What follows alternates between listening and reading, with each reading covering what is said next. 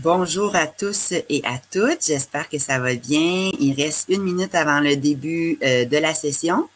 Si jamais vous m'entendez pas bien, vous me voyez pas bien, merci de me faire signe sur le chat. Donc, vous voyez sûrement à votre droite qu'il y a un chat. Vous pouvez écrire. Tout le monde voit, par contre, mais vous pouvez écrire sans problème.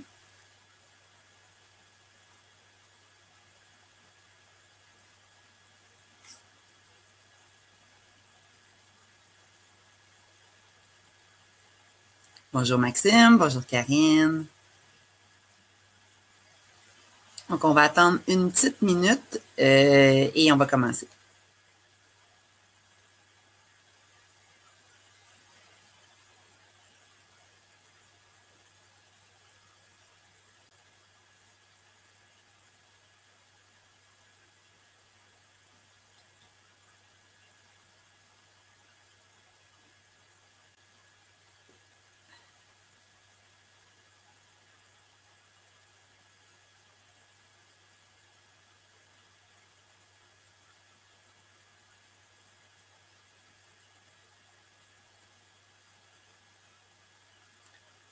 Je suis contente de voir qu'il y a des gens d'un peu partout. C'est super. C'est l'avantage de la conférence en ligne. C'est sûr qu'on n'est pas nécessairement dans nos pantoufles. Moi, je vous avouerai que ce matin, je suis bien nerveuse, même si ça fait 10 ans que je donne des formations. C'est pas, c'est mon premier webinaire. Mais l'avantage, c'est clairement de voir des gens d'un peu partout qu'on peut rejoindre et qu'on peut se connecter. Donc, je trouve ça super pour ça. Donc, on va commencer. De toute façon, s'il y a des gens qui veulent se rajouter en cours de route, ils peuvent évidemment le faire. Donc, ce matin, on est là pour parler de force mentale, donc de santé mentale. Je pense que dans les situations qu'on vit présentement, c'est un sujet qui est super d'actualité, mais en même temps, on va essayer de vous donner des trucs pour gérer votre santé mentale ou renforcer certains aspects de votre santé mentale en général, pas juste en ce moment, des trucs qui vont nous servir pour plus tard. Donc, je me présente, je ne me suis pas encore présentée, Cynthia Ruet, gestionnaire au niveau de la promotion de la santé, donc à la base de Bagotville. Donc, ça me fait plaisir d'être avec vous. Ça fait 10 ans que je travaille pour PSP, Promotion de la santé Bagotville. Ça fait 1 an maintenant que je suis gestionnaire. Et ça fait 1 mois que je suis confinée, comme la plupart d'entre vous, presque 1 mois. Hein, on va taper le mois en fin de semaine. Moi, cette semaine, je suis supposée être à Cuba, sur le sable chaud, mais finalement, je suis au chaud dans ma maison avec vous. Donc, farce à part, on va commencer la matière. Donc, avant de commencer, ce que je vais... là, évidemment, c'est ma première fois. Là, ce que je vais faire, c'est que je vais couper la caméra pour l'instant, pour vous montrer les diapos un peu. Puis, bon, s'il y a quelque chose, vous me le dites, là. Voilà. Donc, important de préciser que la présentation que vous allez voir est la propriété intellectuelle du ministère national de la Défense nationale, donc on ne peut pas reprendre les diapos. Par contre, j'ai certains outils que vous allez pouvoir télécharger. Donc, il peut y avoir des sujets de nature sensible et pas appropriés pour les enfants, mais quand même, ce matin, on va parler de belles choses. Veuillez comprendre que les histoires des gens sont les leurs et que tout ce qui est partagé par les participants à ce séminaire en ligne, que ce soit devant la caméra ou en chat, ne doit pas être discuté en dehors du séminaire. Donc, on utilise la règle de Vegas. Qu'est-ce qui se passe dans le séminaire reste dans le séminaire. Et par contre, vous dire quand même que c'est enregistré. Et on va essayer de le mettre disponible pour qu'il soit visionné ultérieurement sur le site Internet de CAF Connection. Donc, juste le savoir que si jamais vous participez, que ce soit par le chat ou de façon avec le micro, vous pouvez être ensuite enregistré pour la postérité. Donc, ce matin, on va parler de la force mentale, on va le définir. On va voir aussi le stress un petit peu. On va voir le continuum de la santé mentale. On va voir la stigmatisation. On va voir les stratégies pour renforcer le mental, la dureté du mental. S'il y en a qui ont des références aussi vieilles que moi avec les boys. Et ensuite, on va parler de relaxation, de pleine conscience et de d'autres ressources aussi pour renforcer la santé mentale. Donc, première question, c'est quoi la force mentale? Donc, prenez une petite minute juste pour réfléchir. Pour vous, c'est quoi la force mentale? Ça veut dire quoi d'avoir une bonne santé mentale? Qu'est-ce qui va vous faire dire, moi, je suis bien présentement?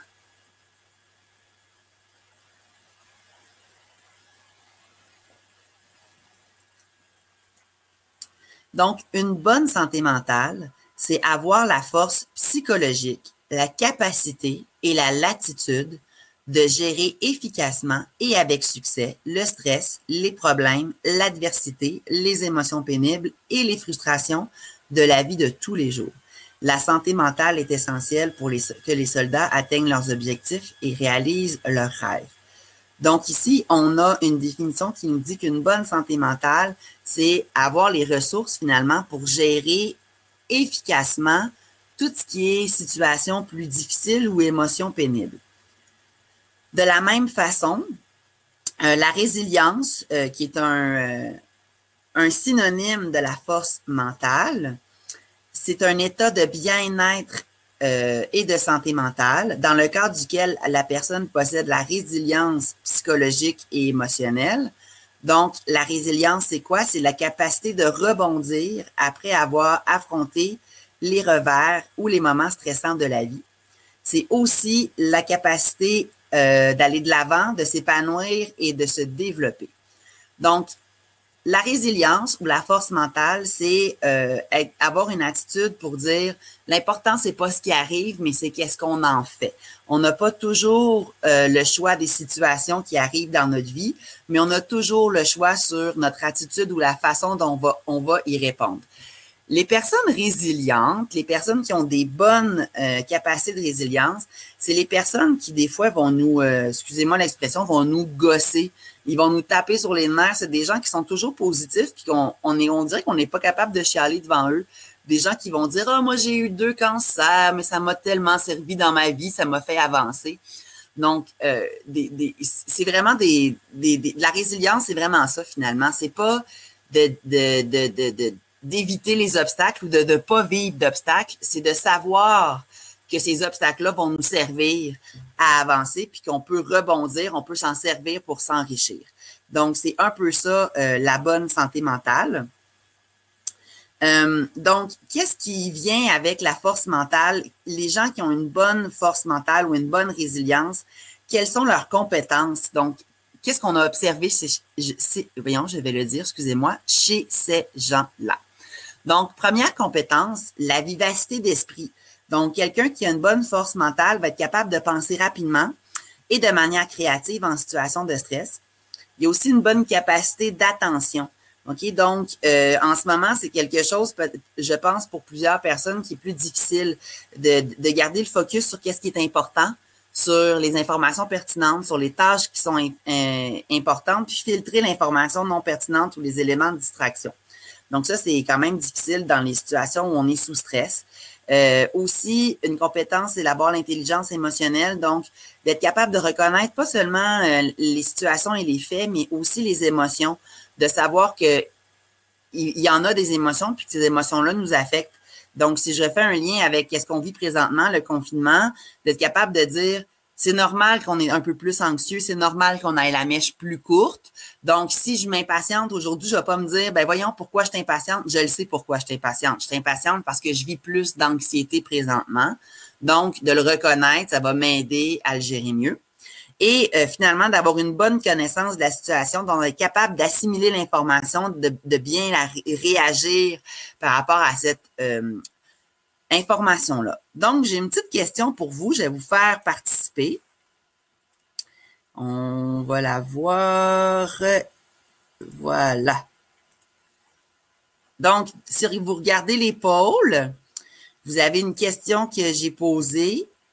Donc, vrai ou faux, la force mentale peut être acquise.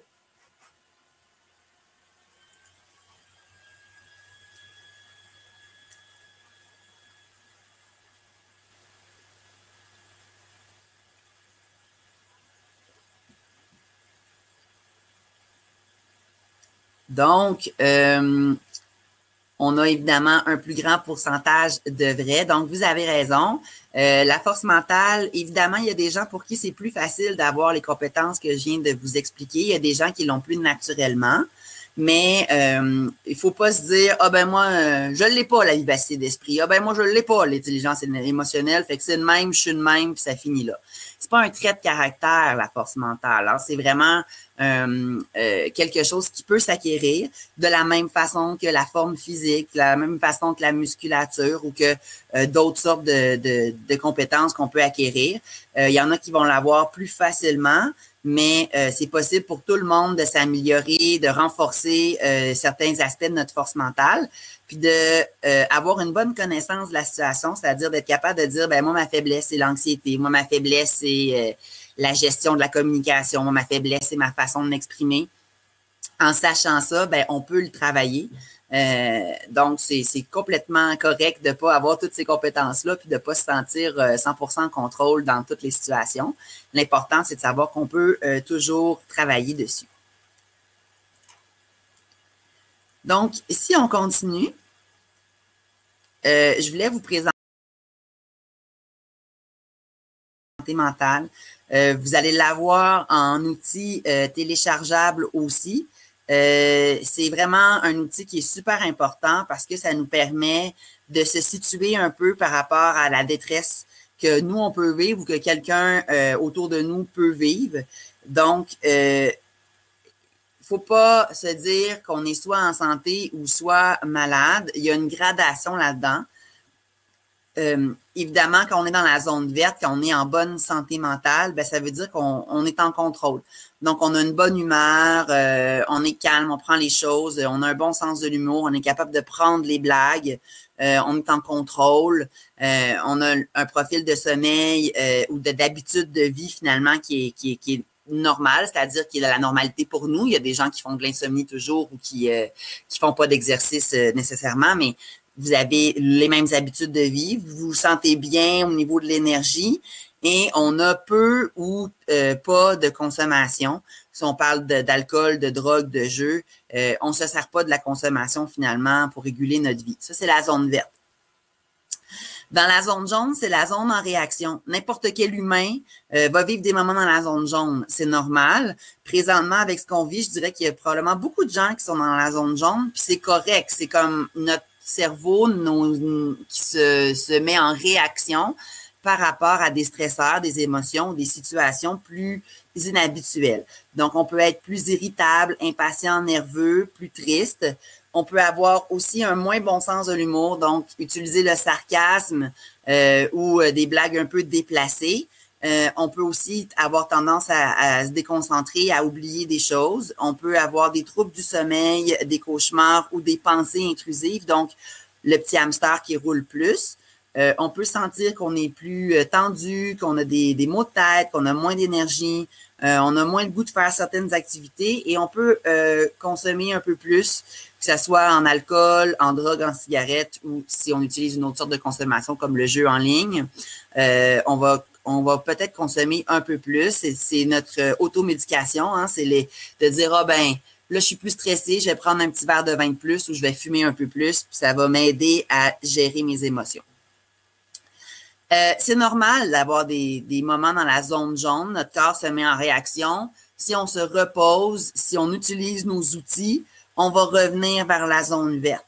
Qu'est-ce qui est plus tricky, pardonnez-moi l'expression anglaise, plus risqué, c'est de tomber dans la zone orangée. Donc, si on ne prend pas soin de nous quand on est dans la zone jaune, on va tomber dans la zone orangée. Dans la zone orangée, on est blessé. Donc là, on a plus de colère, d'anxiété, de tristesse. C'est pas juste des réactions, mais plus des émotions qui sont là de façon plus permanente.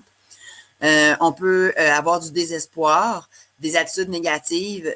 On va avoir vraiment des changements de comportement rendus ici. Donc, mauvais rendement au travail, retard, mauvaise décision, difficulté à prendre des décisions aussi. On va avoir un sommeil beaucoup plus agité, dérangé.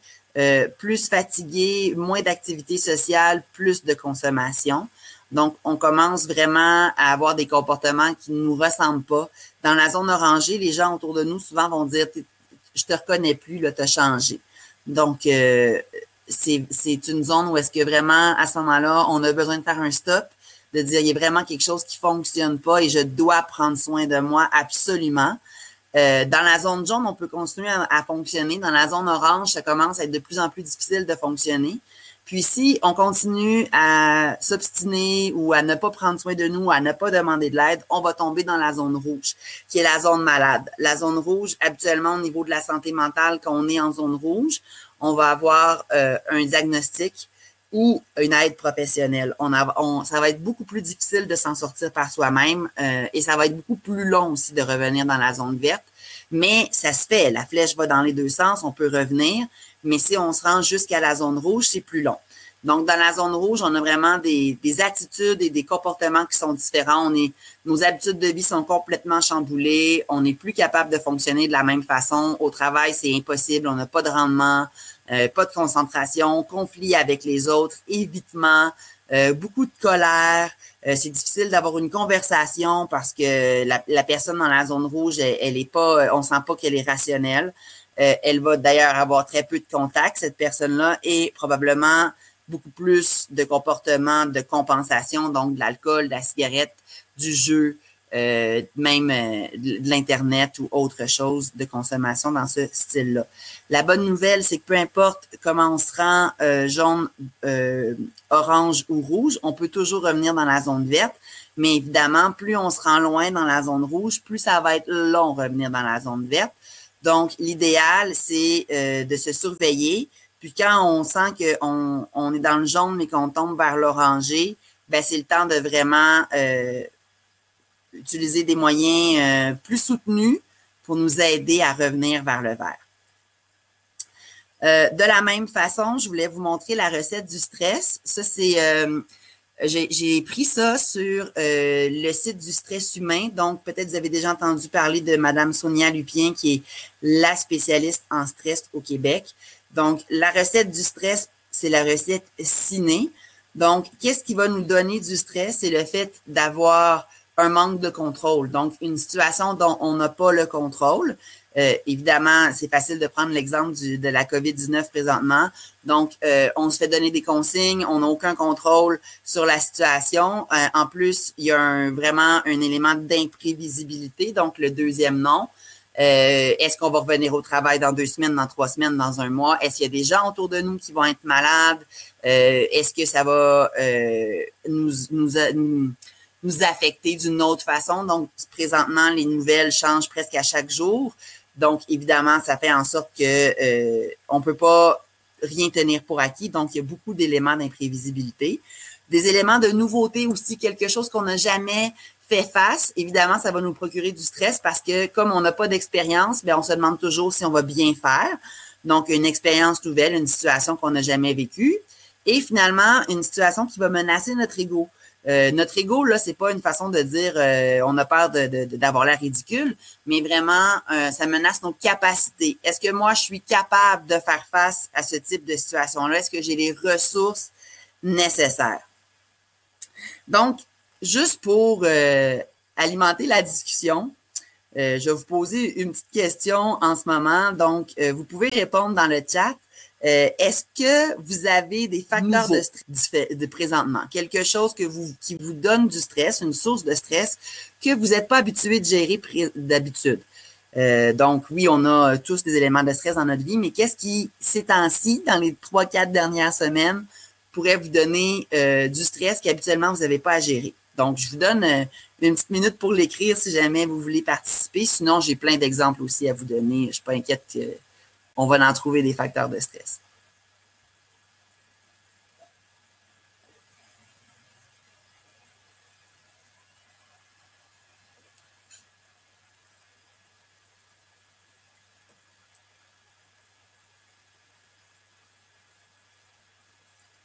Donc, j'attends de voir. Les gens sont gênés. On n'a pas de gens qui donnent des facteurs de stress. Je vais vous en donner. OK? Une source de stress présentement, ça peut être des sources monétaires. Les militaires, évidemment. Ça sort. Excusez, j'avais peut-être que j'étais juste. Il y a un petit délai, je pense, aussi quand je parle. Donc, personne âgée de la famille qui respecte pas le confinement, tout à fait. Donc, ça revient aussi à un facteur de stress de dire, ben, pourquoi? Parce qu'il y a des personnes âgées qui respectent pas le confinement. En général, on va dire, c'est pas de tes affaires, ça te touche pas. Pourquoi ça te stresse? Ben, probablement que la réponse, je ne vais pas parler pour toi, mais probablement que la réponse, c'est de dire, ben, c'est la peur, évidemment, soit que quelqu'un de notre famille soit malade ou de l'attraper nous-mêmes et de courir un risque. Faire l'éducation à la maison, tout à fait. Hein, on a reçu des belles trousses pédagogiques et on nous conseille de faire des belles activités éducatives à la maison avec nos enfants. Si, par exemple, on travaille aussi à la maison, ben là, ça devient le chaos de réussir à faire tout ça. Donc, oui, c'est un stress. Puis, c'est pas une tâche qu'on est habitué. On voyait les éléments, là, ben, c'est un élément de nouveauté totalement, hein, de devoir enseigner des notions scolaires à nos enfants, c'est nouveau. Puis en plus, ça peut menacer notre ego. C'est niaiseux, ma fille est en 2e année, elle doit faire des soustractions là, avec une retenue. Je me rappelais même pas comment faire ça. C'est elle qui me l'a montré. Donc, ça fait pour moi, je dis, ben, coudonc, je suis même pas sûre de tout maîtriser les notions que je devrais lui enseigner. Donc, enceinte de mon premier, le fait de ne pas savoir si mon conjoint pourrait être présent. Karine, je pense que tantôt, j'ai vu que tu n'étais pas au Québec. Au Québec, le ministre a confirmé que le premier ministre a confirmé que tout le monde serait accompagné, mais c'est vrai que c'est vraiment un élément stressant.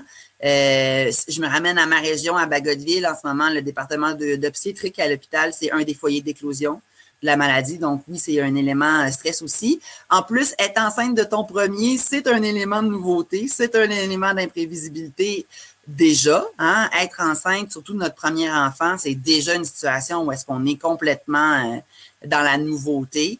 Donc, en plus, on ajoute l'élément dans une situation qu'on n'a jamais vécue. Je peux comprendre que tu ressens beaucoup plus de stress, Karine. Ne pas savoir quand on retourne travailler, donc l'élément complètement d'imprévisibilité, de pas savoir combien de temps on va être à la maison. Au début, on s'était envoyé à la maison pour 2 semaines, donc tout ça était temporaire, ce n'est plus le cas. Ben, c'est temporaire, mais à long terme. Séquence de garde d'enfants modifiée, oui, tout à fait, d'être encore une fois dans l'imprévisibilité, dans la nouveauté, de devoir s'adapter à des nouvelles situations. Aussi de gérer quand on a des gardes partagées ou tantôt ça rejoint la personne qui dit personne âgée de ma famille qui ne respecte pas le confinement. On contrôle notre cellule, on ne contrôle pas nécessairement les autres personnes. Donc, si on a des enfants en garde partagée, qu'est-ce qui arrive dans l'autre maison? On ne le sait pas. Des gens qui sont autour de nous, est-ce qu'ils respectent les mêmes règles d'hygiène, d'isolement que nous? C'est difficile aussi. Donc, vous avez toutes des bonnes raisons, des facteurs de stress. En ce moment, bon, le télétravail, il y a des gens qui, c'est sources monétaires. Le conjoint peut perdre son emploi. Ensuite de ça, évidemment, la peur réelle de la maladie, avoir peur de tomber malade, se sentir qu'on n'est pas capable d'être autant performant, sentir qu'on est plus impatient, ça peut aussi même générer plus de conflits, entre autres au niveau du couple ou dans notre relation avec les enfants. C'est pas quelque chose qui est habituel d'être 24 heures sur 24 avec notre conjoint, nos enfants. Donc, ça peut faire partie aussi des facteurs de stress. Donc, ici, on a les réactions. Comment vous pouvez réagir en ce moment? Évidemment, il y a des signes physiques, comportementaux, cognitifs, émotionnels. Donc, dans les signes physiques, des maux de ventre, de la difficulté à respirer, des maux de tête, de l'indigestion, des problèmes d'estomac, donc par exemple des reflux ou au contraire, plus au niveau intestinal, la tension musculaire, sentir qu'on est stressé, exemple dans le cou, dans les épaules. Au niveau comportement, changer nos habitudes alimentaires, abandonner certaines habitudes comme l'entraînement, consommer davantage au niveau de l'alcool, la cigarette ou la malbouffe, moins s'occuper de son apparence. En plus, hein, à la maison, aujourd'hui, je me suis maquillée, c'est la première fois du mois certainement. Donc, ça fait partie aussi on procrastine, on s'arrange moins, on a moins le goût de mettre de l'effort.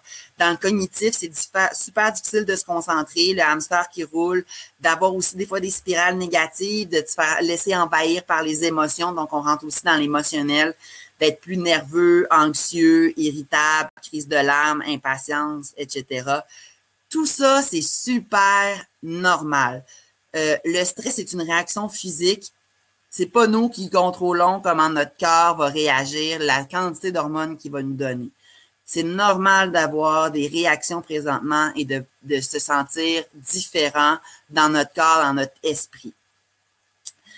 Pour vous faire rire un petit peu, en tout cas j'espère, je vais vous présenter une petite vidéo sur les différents stades dans les étapes du deuil ou dans les étapes finalement d'acceptation d'une situation. Donc, peut-être vous l'avez déjà vu, c'est une girafe. C'est en anglais, mais je suis pas mal sûre d'être capable de le voir, de le comprendre. Uh-oh. On va voir si ça fonctionne. It's no big deal. It's probably not even quicksand. I'm gonna have a good laugh about this tonight with the guys. Ah, ça charge. Je pense que ça va fonctionner. Well, this is just perfect. Je vais donner un petit 2 secondes, sinon c'est pas grave. Là, c'est pas un élément central de la présentation. It's no big deal. It's probably not even quicksand. I'm gonna have a good laugh about this tonight with the guys.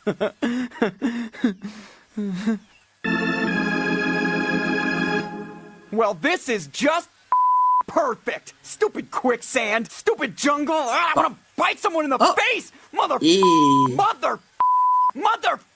Notre pauvre girafe est en train de... Oh, ça marche?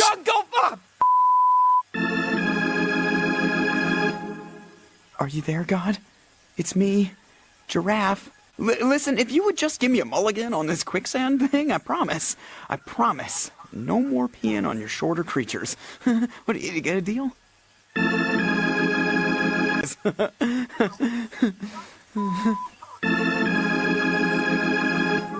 Well, this is just perfect. Stupid quicksand. Stupid jungle. I want to bite someone in the face. Mother. Ah! That stupid jungle. Are you there, God? It's me, Giraffe. Listen, if you would just give me a mulligan on this quicksand thing, I promise. I promise. No more peeing on your shorter creatures. What, you get a deal?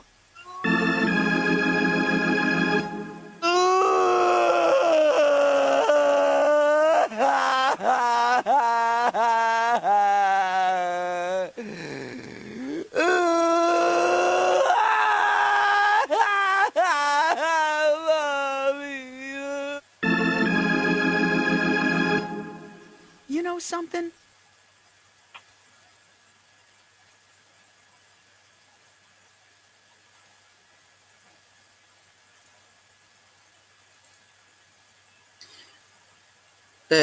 Oui, c'est ça, ça a coupé avant la fin. Je suis vraiment désolée. Je pense que mon ordinateur a de la difficulté à gérer les deux, là, et le Demio et la gestion de l'Internet. Mais bon, bref, il y a différentes... La girafe est morte. Non, elle meurt pas! Excusez. Oh, non, elle meurt pas, pauvre petite girafe. Vous avez, écoutez, je vais vous envoyer le lien pour que vous puissiez voir la fin. Oui, merci beaucoup. C'est Quicksand, Girafe Quicksand sur YouTube, mais je vais vous envoyer le lien aussi pour que vous puissiez la voir. Mais non, elle meurt pas à la fin. Je vous donne pas le punch, mais elle va bien aller. Donc, mais bref, c'est un petit vidéo humoristique pour dire que quand il y a une nouvelle situation, il y a différentes étapes. C'est normal de vivre ces différentes étapes-là. Donc, on va être fâché, on va être triste. On va essayer de marchander, de trouver que la vie est injuste. Finalement, à un moment donné, on va accepter aussi la nouvelle situation. Donc, je vous laisserai aller écouter la pauvre girafe qui va très bien. Donc, pour chaque problème, on peut trouver des solutions. C'est un petit peu ésotérique. Alors, merci beaucoup pour le drop du vidéo, mais allez le voir après, OK? Allez le voir tantôt. Donc, c'est un peu ésotérique, c'est un peu philosophique, mais pour chaque problème, il y a une solution. Donc, en ce moment, on est peut-être un peu plus stressé, c'est peut-être un peu plus difficile de se sentir bien mentalement. Qu'est-ce qu'on peut faire? Donc, première stratégie, cet outil-là, pour moi, a été vraiment un game changer, un outil qui m'a aidé beaucoup, beaucoup à passer à travers différentes situations de stress. Je vous le présente. Il va être aussi téléchargeable dans les handouts. Je vais vous le donner. Je vais vous le mettre. Je pense que je peux vous le mettre.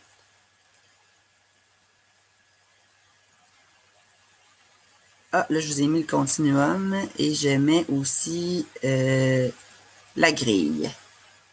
Donc, il devrait être disponible dans les handouts que vous avez à droite. Donc,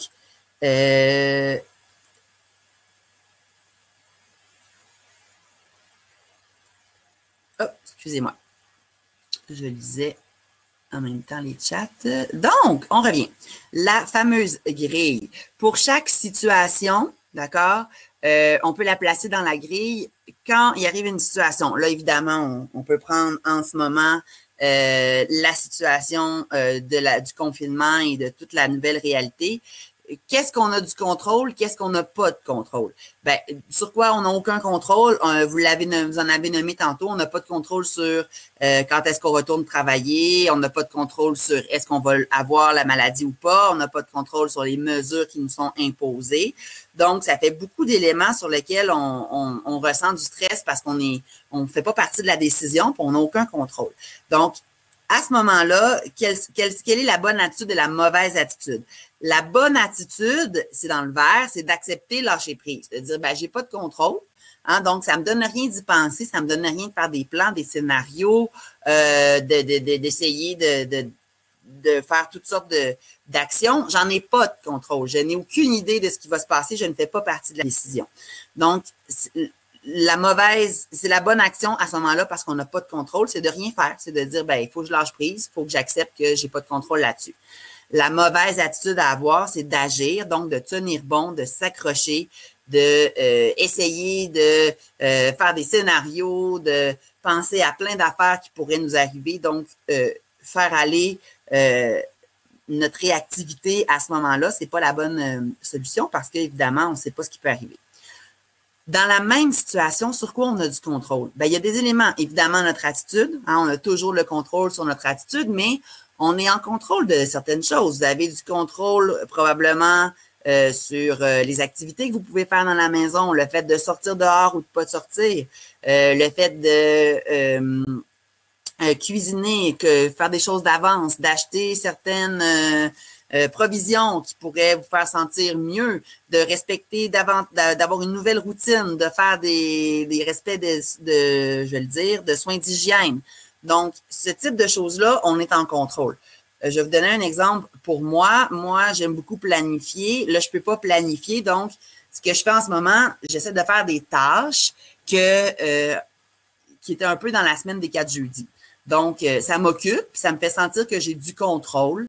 Je suis capable de régler certaines petites situations ou certaines petites tâches. Je cuisine en avance. Je fais de la cuisine réconfortante comme des potages, des galettes, des biscuits, des petits collations que j'ai mis dans le congélateur, que je me dis, ben si je suis malade, c'est le genre de choses que je vais pouvoir utiliser. Donc, j'y vais avec des petits éléments que j'ai du contrôle. Donc, cette grille-là, sincèrement, elle a été sur mon frigo pendant 5 ans pour vraiment me rappeler sur quoi focusser. Le stress et le contrôle, c'est des vases communicants. Plus on a de stress, moins on a de contrôle. Plus on a de contrôle, moins on a du stress. Donc, de focusser dans la situation, de dire sur quoi j'ai du contrôle, sur tel élément, je vais prendre le contrôle de ces éléments-là. Automatiquement, ça fait baisser du stress. Une autre chose qui va nous faire baisser du stress ou de nous faire augmenter notre force mentale, c'est de savoir ou de, en tout cas, reconnaître qu'on a des ressources pour faire face aux situations, des ressources internes et des ressources externes. Dans les ressources internes, bien évidemment, on peut parler de nos attitudes, nos émotions, de nos compétences. Qu'est-ce que j'ai en dedans de moi, dans mes qualités, dans mes forces, qui peuvent m'aider à faire face à la situation. Donc, des gens qui ont des bonnes capacités d'adaptation, qui sont débrouillards, des gens qui sont créatifs, vont tout de suite trouver qu'ils sont capables de mieux réagir à ce type de situation-là. Et aussi les ressources externes. Là, je vous donne un exemple. Mon portable sur lequel je vous parle, il fonctionne à moitié. OK? Donc, là, en ce moment, je suis contente, ça va bien. Mais j'ai dû m'acheter un nouvel ordinateur pour faire du télétravail. C'est une ressource externe dont j'avais pas le contrôle. En fait, qui n'était pas optimale pour la nouvelle situation. Donc, ça, j'y ai fait face. J'ai dû m'acheter un nouveau portable. Est-ce qu'on a des gens autour de nous pour prendre soin de nous, nos enfants, si jamais il arrive quelque chose? Est-ce qu'on a des provisions? Est-ce qu'on a des bons outils, des bons plans B par rapport à certaines situations? Donc, ça fait partie aussi des ressources. Maintenant, comment on peut renforcer notre résilience ou bien travailler sur notre force mentale? La première stratégie, c'est évidemment de prendre soin de soi. Puis c'est la plus facile, c'est celle-là sur laquelle on a le plus de contrôle et c'est souvent la stratégie qu'on néglige le plus. Ça se peut que vous soyez plus fatigué. Ça se peut que vous ressentiez des rages de nourriture parce que vous avez moins d'énergie. Ça se peut que vous sentez que vous êtes plus impatient, que vous avez moins de concentration pour le télétravail. Ben, prenez soin de vous, reposez-vous, écoutez une émission drôle pour pouvoir rire un peu, mangez quelque chose de réconfortant qui vous fait du bien, donnez-vous le droit de prendre des pauses, prenez des congés, allez dehors. Donc, prenez soin de vous et essayez d'améliorer les petites émotions que vous pouvez ressentir. Restez en contact, c'est très important. On est en isolement, on est en confinement, on n'a pas beaucoup de contacts réels, mais on peut avoir encore un réseau social maintenant avec les outils, hein, super facile, vous m'écoutez en ligne.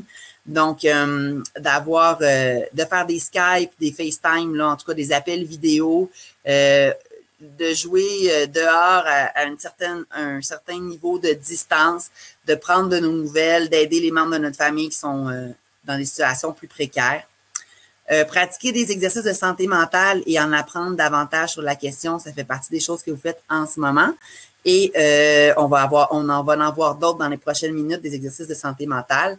Et finalement, être proactif et demander de l'aide. Demandez de l'aide si vous sentez que dans votre santé mentale, ça va de moins en moins bien, mais demandez de l'aide aussi par rapport à certaines situations. Si vous êtes monoparental, si vous n'avez pas de véhicule, si vous avez de la difficulté à vous déplacer, etc., etc., etc., demandez de l'aide. Ça peut être aussi à votre conjoint et à votre famille. Tout le monde doit prendre un peu plus de responsabilité ou s'adapter dans cette situation-là. Ici, pour réduire le stress dans la situation anxiogène qu'on peut vivre et aussi en général. Donc, se mettre en action, hein, ça revient à la grille que je vous montrais tantôt, prendre des choses sur lesquelles on a le contrôle puis agir. Donc, se mettre en action, faire du bénévolat, cuisiner, faire du ménage, faire des tâches qu'on fait pas habituellement, faire des activités avec les enfants, se faire une nouvelle routine. Donc, ça fait partie des choses qu'on va faire pour s'occuper, pour prendre en charge certaines situations. S'informer auprès des sources officielles. Attention au partage Facebook. Attention à l'organisme sainnaturel.org qui vous dit que si vous prenez une cuillère de curcuma tous les jours, vous allez vous éviter la COVID-19. Donc, informez-vous auprès des bonnes sources. Je vais vous mettre des ressources officielles à la fin de la présentation. Oui, s'informer, mais attention, ça ne veut pas dire de garder LCN ou RDI en boucle toute la journée, vous allez devenir fou. OK? Donc, on choisit un moment de la journée, un 20 minutes, où est-ce qu'on prend les nouvelles du jour, on accède aux nouvelles informations et ensuite on coupe ça. Si vous avez des alertes, des fois des alertes nouvelles sur votre téléphone, moi j'avais la presse là, qui me faisait tout le temps des notifications, j'ai coupé ça parce qu'avec la situation actuelle, je peux en avoir 12 par jour, donc ça me stressait plus que d'autres choses. Restez en contact avec les gens qui vous font du bien, on en a parlé. Créer une routine, varier vos activités. Donc, faire différentes activités, des fois plus des choses artistiques, plus des choses sportives, plus des choses intellectuelles, des fois juste du divertissement. S'accorder des plaisirs, se détendre, s'amuser. C'est correct de s'accorder un peu plus de pause, un peu plus de plaisir présentement. On n'est pas dans une situation normale. Cultiver l'empathie, la bienveillance auprès de vos proches. Donc, faire attention aux gens autour de vous. Utiliser dans la mesure du possible des stratégies qui se sont déjà avérées efficaces. Si vous avez déjà des outils, des stratégies, ressortez-les et faire des tâches qu'on n'a jamais le temps de faire. Ça, je vous en ai parlé. Qu'est-ce qu'on peut faire pour réduire le stress? Donc, évidemment, je ne vous conseille pas cette méthode. Elle est efficace, mais pas nécessairement bonne pour vous.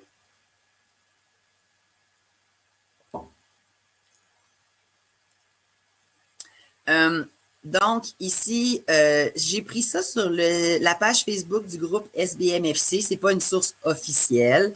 Donc, c'est à prendre avec un grain de sel, mais c'était aussi un peu pour vous faire réfléchir.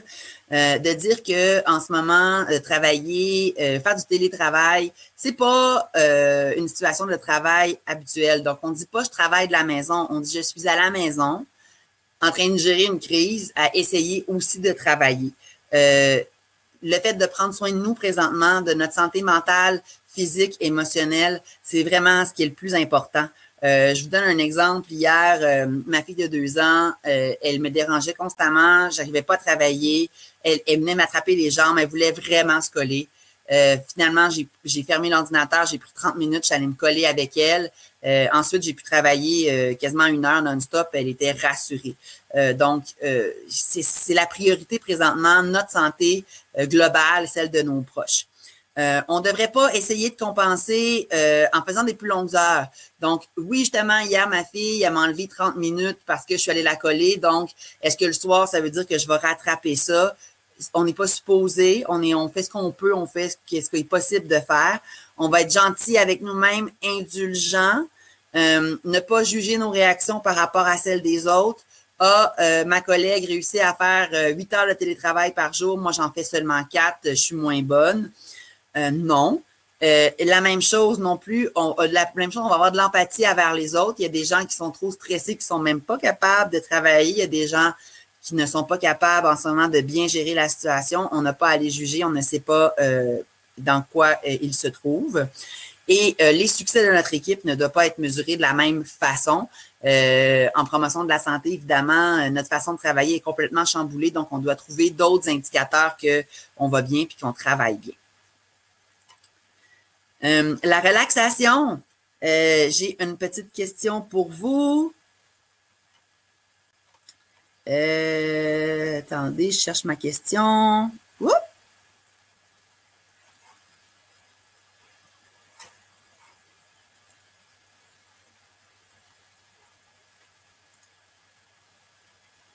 Oh, truc, je la trouve pas. Je m'excuse, je cherchais. OK, je l'ai. Elle est là. Donc, pratiquez-vous régulièrement une technique de relaxation? Il y a différentes sortes de relaxation, mais on peut penser à la respiration, à la méditation, on peut penser au coloriage, on peut penser à des étirements, à du yoga, on peut penser à des travaux manuels relaxants, la musique douce, je commence à avoir fait le tour. Relâchement musculaire. Donc, est-ce que c'est quelque chose que vous pratiquez régulièrement? En ce moment, on est 50% oui, 50% non.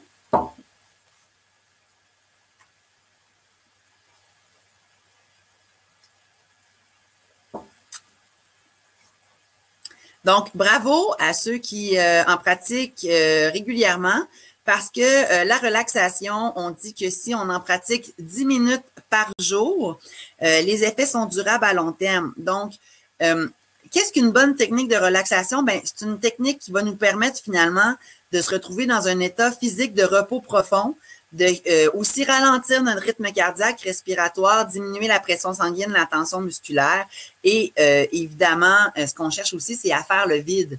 Donc, quand on sent les émotions négatives nous envahir, d'être capable de baisser ça, de ramener notre corps à un état finalement un peu plus calme, un peu plus de bien-être.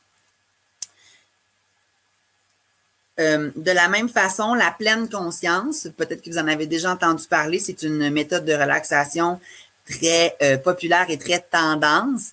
La pleine conscience, ça fait partie aussi de la relaxation. C'est parce que souvent, quand on pratique une technique de relaxation, que ce soit, exemple, la méditation ou le yoga, une des choses qu'on trouve difficile, c'est de rester focus puis de faire le vide. Donc, on se chicane de ne pas réussir à bloquer nos pensées. La pleine conscience, c'est une façon de se grounder en bon français, donc de se remettre vraiment au moment présent. Donc, qu'est-ce qu'on vit en ce moment?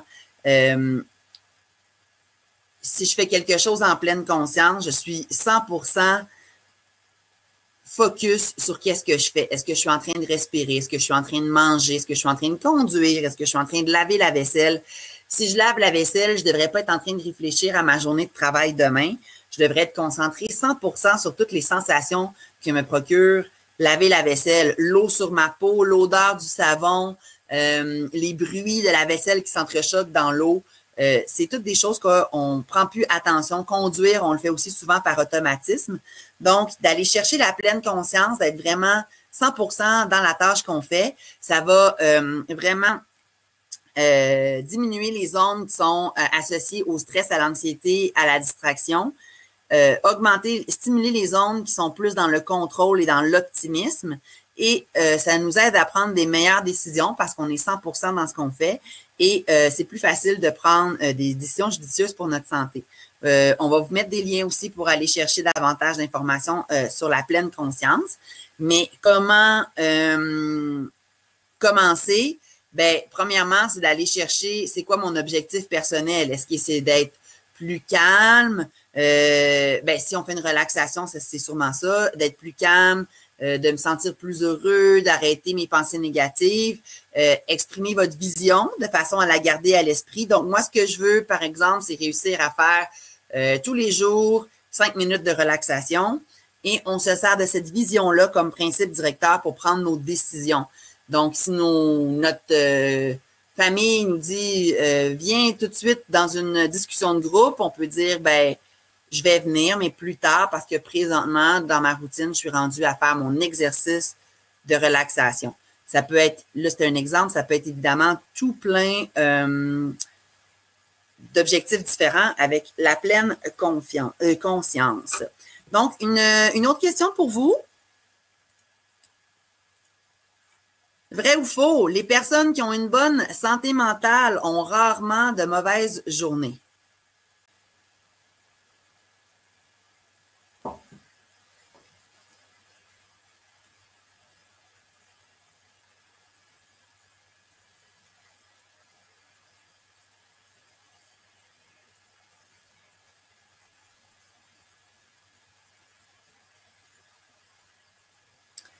Donc, les gens qui ont répondu faux, vous avez raison.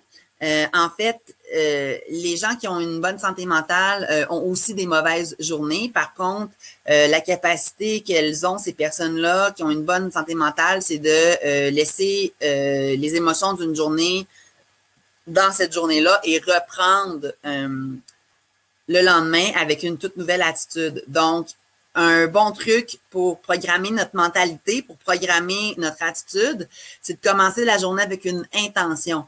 C'est-à-dire pas une tâche, pas aujourd'hui, il faut absolument que je vide le lave-vaisselle, mais c'est quoi mon intention aujourd'hui? Aujourd'hui, mon intention, c'est d'être plus patiente. Aujourd'hui, mon intention, c'est être capable de me concentrer 1 heure sur ma tâche. Aujourd'hui, mon intention, c'est de faire quelque chose de positif dans ma journée.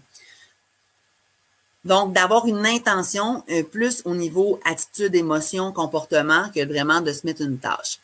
Ensuite, finir la journée en pensant à nos succès. Quand on se couche le soir, pour se dormir sur une bonne note, mettre un peu de positif, penser à quelque chose de positif, quelque chose qu'on a réussi, nos succès, ou quelque chose qui nous est arrivé de positif dans la journée. Et aussi, et ça c'est le plus difficile, recadrer les mauvaises pensées durant la journée. D'être capable de dire, moi il y a une expression que j'utilise des fois, c'est de dire, c'est une journée de mais c'est une journée. OK? Donc, c'est pas ma journée, c'est une mauvaise journée. Je vais passer au travers, demain c'est une autre journée. Donc, d'être capable, quand les émotions nous envahissent, de dire, OK, c'est pas la meilleure journée pour moi, c'est pas grave, ça va passer, il faut juste que je passe au travers.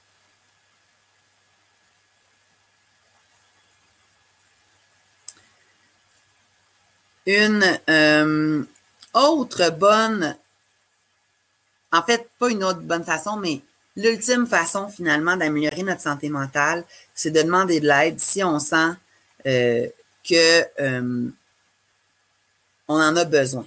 Donc, je vous pose une petite question ici. Qu'est-ce qui pourrait empêcher un membre des forces de demander de l'aide en cas de détresse? Est-ce que ça serait de le déni, donc de dire qu'il n'y a pas de problème, pas savoir où demander de l'aide, peur d'avoir une catégorie médicale puis d'être pénalisé, la peur des réactions des collègues ou ne pas vouloir paraître comme faible?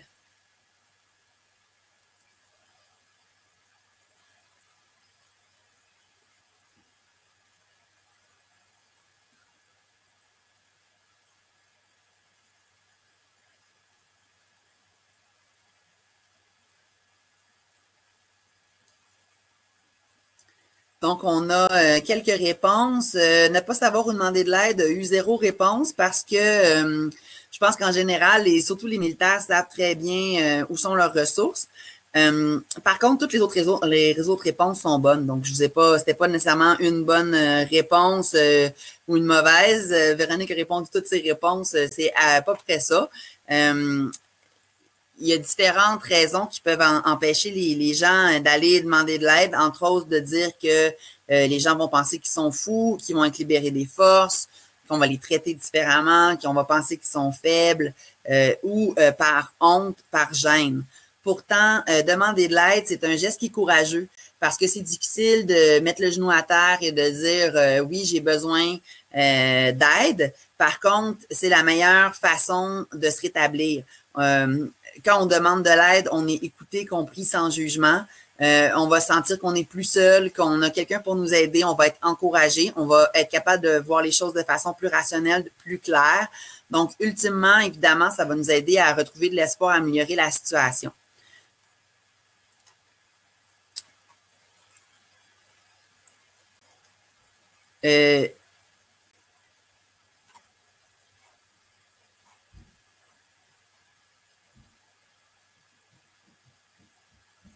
J'essayais de remettre ma caméra. Je ne le vois pas. Donc, j'essayais de mettre ma caméra. Bon, on ne me voit pas. C'est pas grave. Je vais remettre la présentation. Je voulais juste vous dire, en fait, que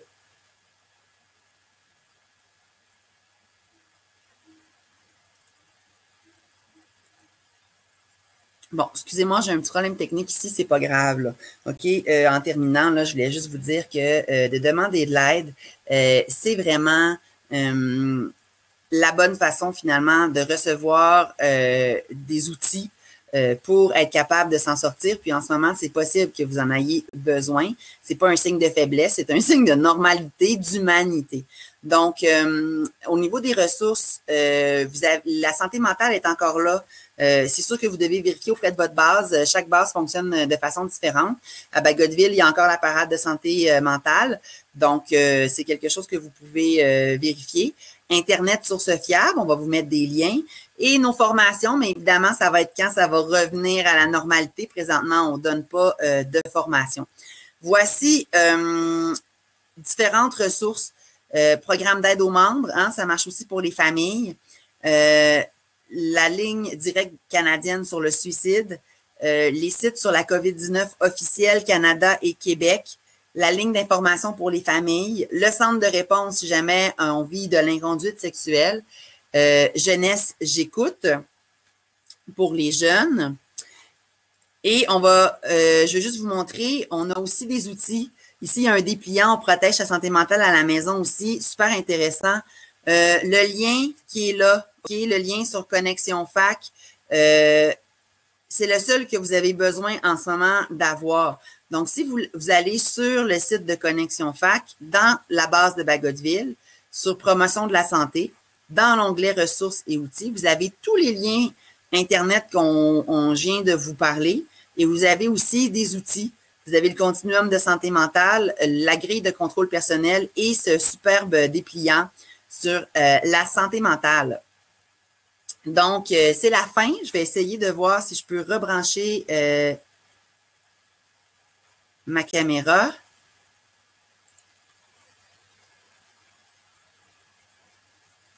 Donc, on dirait que ma caméra ne veut pas revenir, mais c'est pas grave.